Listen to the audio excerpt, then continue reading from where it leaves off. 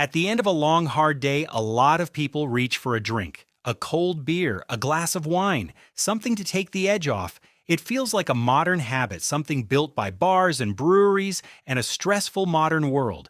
But it isn't modern at all. Ancient humans were doing this at least 9,000 years ago, long before cities, long before writing, long before history itself.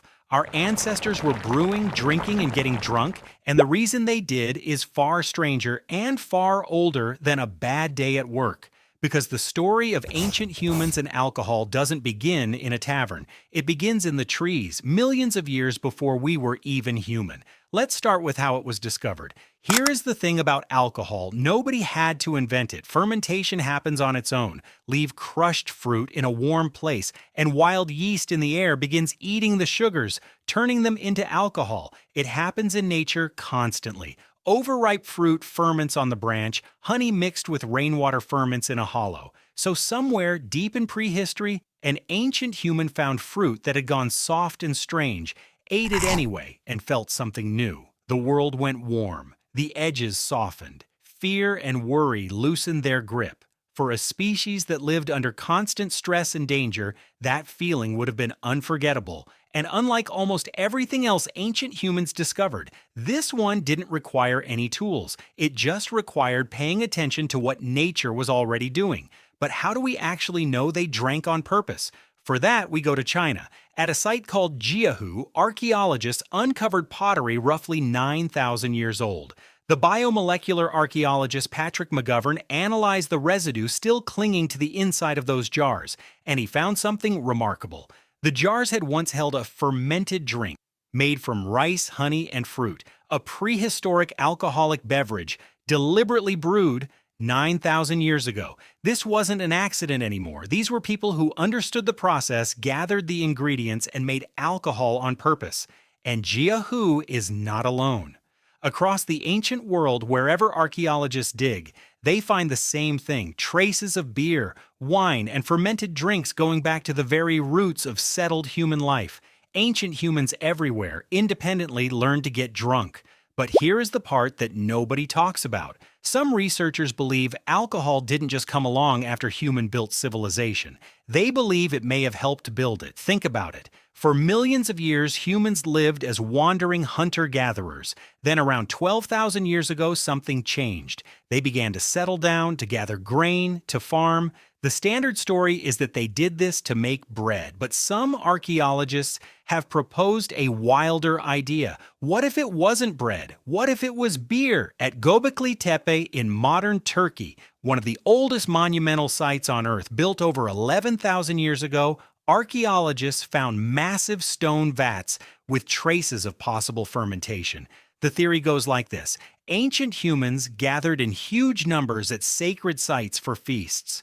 To hold those feasts, they needed vast amounts of grain, and one of the best reasons to gather that much grain was to brew enough drink for everyone. The desire to come together, to celebrate, and yes, to get drunk together, may have been one of the forces that pushed humans to settle down and farm in the first place.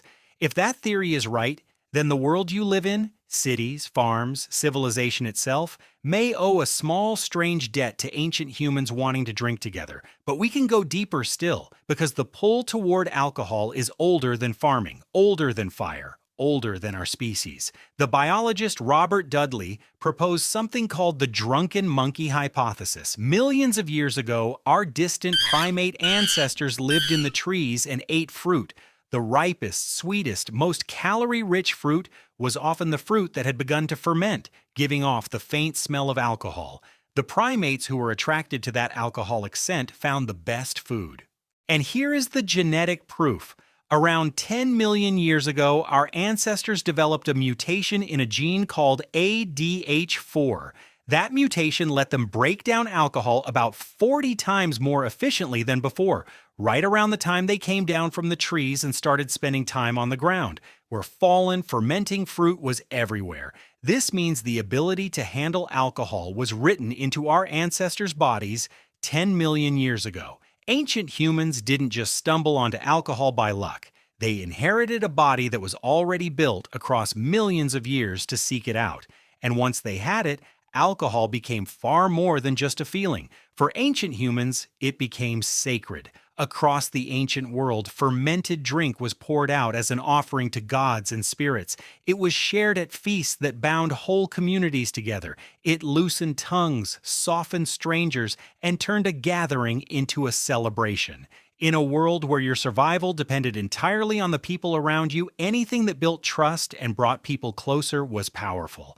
And a shared drink did exactly that. It was one of the oldest social technologies humans ever had. A way to sit together in the dark, lower your guard, and feel for a few hours like part of something larger than yourself. So let's answer the question, did ancient humans get drunk? Yes, they found alcohol in fermenting fruit and honey and grain. They learned to brew it on purpose at least 9,000 years ago. The desire for it may have helped pull them into building civilization itself, and the body that craved it was shaped over 10 million years, long before they were ever human. Getting drunk was not a modern vice they would have been shocked by. It was one of the oldest, most human things they did, and here is the part that should stay.